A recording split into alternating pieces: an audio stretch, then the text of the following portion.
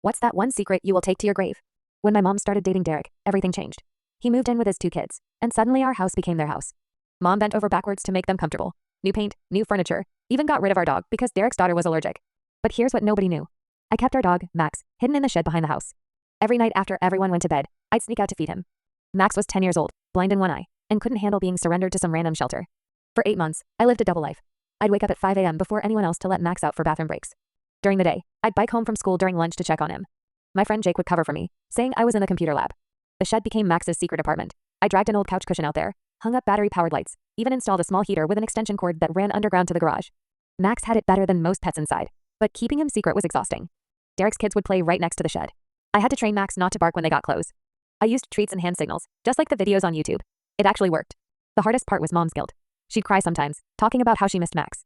I'd hug her and say Max was probably living his best life with a nice family somewhere. The lies ate at me.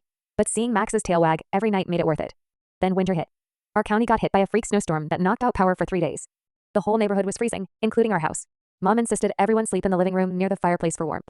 I panicked. Max couldn't handle 3 days without heat, but there was no way to run the extension cord without Derek noticing. I told everyone I was tough and would sleep in my own bed. Really, I was spending the night in the shed with Max. Second night of the storm, I woke up shivering. Max was curled up against me, sharing body heat. That's when I heard someone trying the shed door. It was Jake, carrying a thermos of hot chocolate and extra blankets. Turns out, he'd figured out my secret weeks ago. The dirt trails from the house to the shed were a dead giveaway. Instead of ratting me out, he'd been helping, covering for me at school, bringing dog food when I was low on money, even distracting people when they got too curious about the shed. The third night, Mom came looking for me. She followed my footprints in the snow straight to the shed. When she opened the door and saw me and Max curled up together, she just stood there.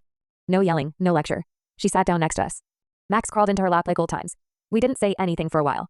Then she whispered, "Derek's kids leave for their mom's house tomorrow for the week. Think Max would like to come inside for a few days?" That was 6 months ago.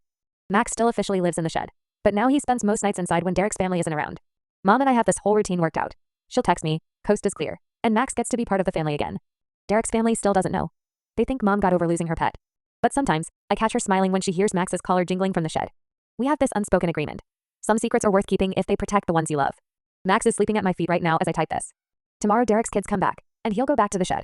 But tonight, he's home, and so are we.